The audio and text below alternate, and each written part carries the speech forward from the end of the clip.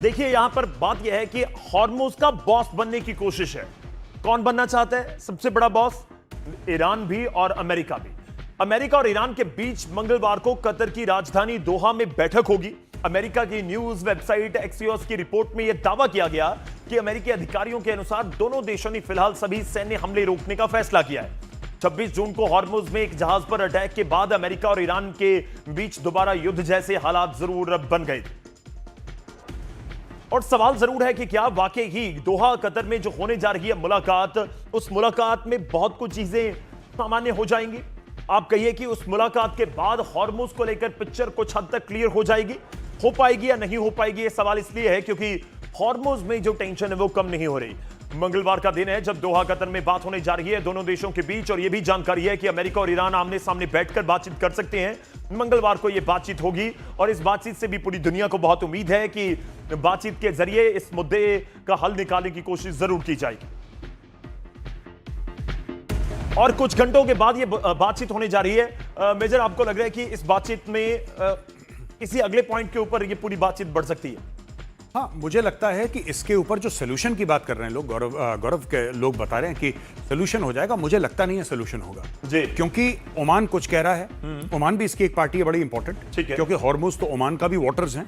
Iran कुछ कह रहा है और जो अमेरिका है वो तीसरी बात कर रहा है। तीन लोग हैं इसके हकदार, मतलब कि जो पार्टीज हैं, मैं कह सकता हूं पार्टीज में तीनों अलग अलग बातें कह रही हैं। अमेरिका कह रहा है कि खुली आवाजाही होनी चाहिए जैसे कि 27 फरवरी को थी, राइट? पहली चीज 27 फरवरी वाला लेवल को ले आओ।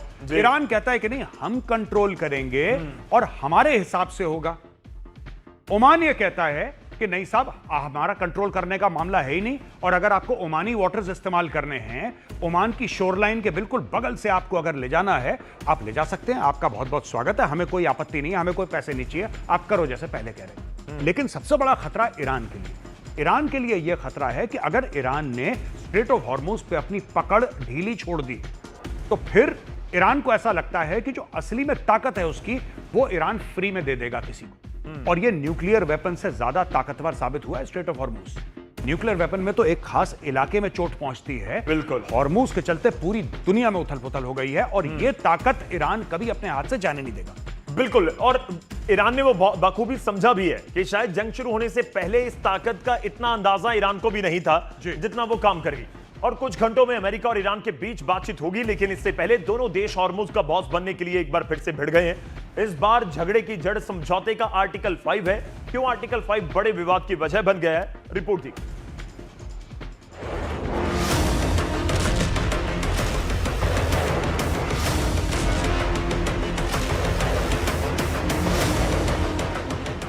दोहा में बैठक से पहले ही ईरान और अमेरिका के बीच हॉर्मुज का बॉस बनने की लड़ाई तेज हो चुकी है। वजह है अमेरिका और ईरान के 4 महीने से चल रहे संघर्ष को रोकने के लिए हुए समझौते का आर्टिकल नंबर 5।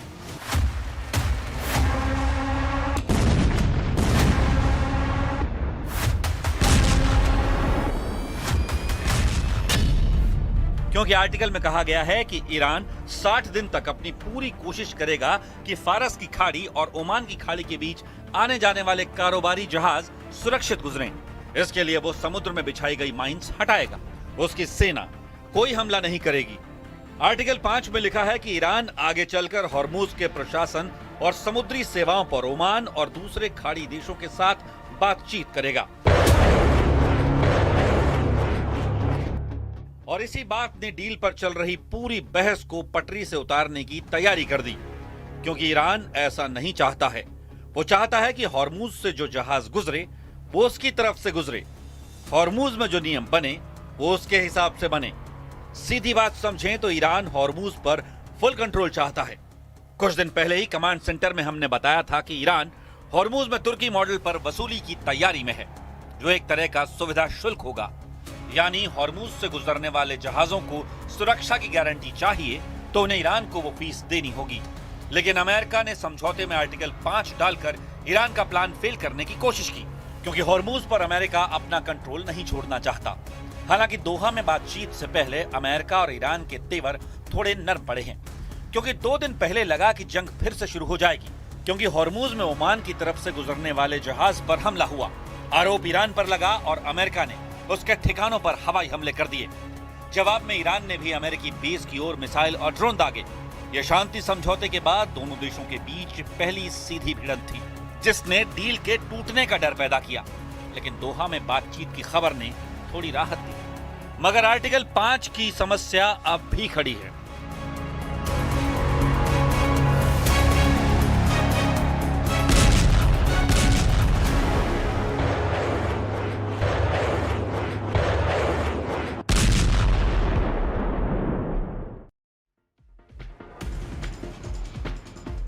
तो हॉर्मुज की समस्या तो डेफिनेटली नजर आ रही है। और क्या दोहा कतर में जो मुलाकात होने जा रही है, उस मुलाकात में ये उम्मीद की जाए कि कोई बीच का रास्ता निकाल लिया जाएगा।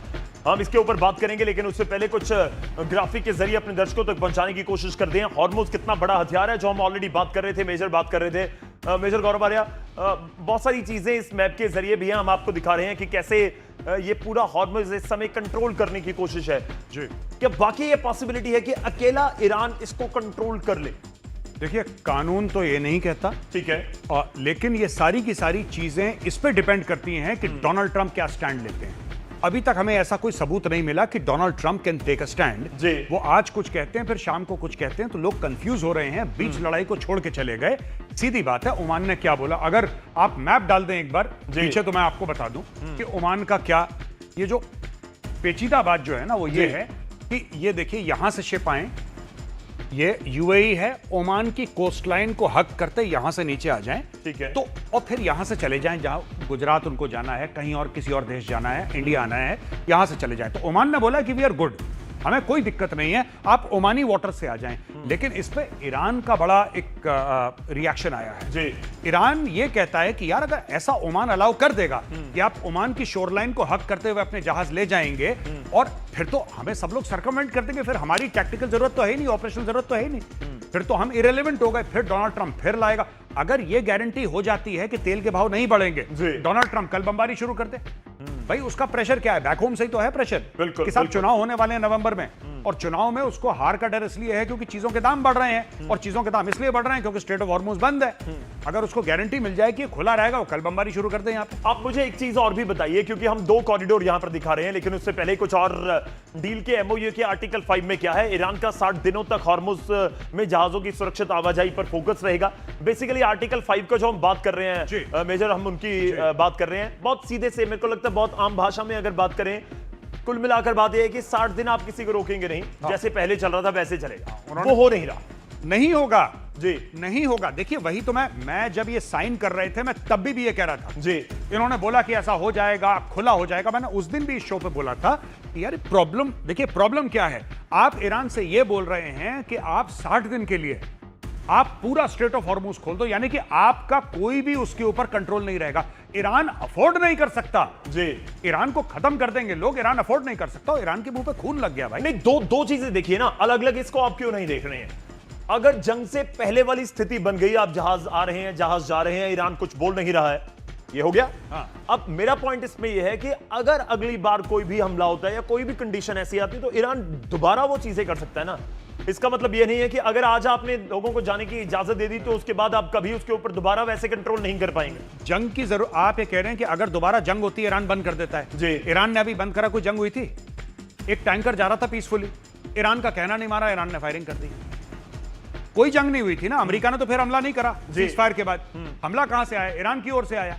प्रॉब्लम यह है कि आपने अमेरिका को गारंटी दी कि अब लोग जा सकते हैं, इसीलिए बार बार मैं कहता हूं कि 2 धड़े हैं ईरान के अंदर। एक वो धड़ा है जिसकी शक्लें आपको दिखती हैं टेलीविजन पे, जिसमें आपके मसूद पेज़ेश्कियान साहब हो गए, मिस्टर गालिबाफ हो गए, मिस्टर सैयद अब्बास अरगची हो गए, उनके फॉरेन मिनिस्टर। ये सारे एक पब्लिक फेस हैं ईरान के, जो कमिटमेंट करके आए हैं। लेकिन ईरान चलाने वाले जो मुश्तबा खमेनेई हैं, उनकी जो टीम है IRGC की, वो डिसएग्री करती है, और ये डिसएग्रीमेंट सामने आ चुकी है। तो जो प्रॉमिस कर रहे हैं वो डिलीवर नहीं हो पा रही है, क्योंकि इन्हीं लोगों ने तो साइन करा था भाई।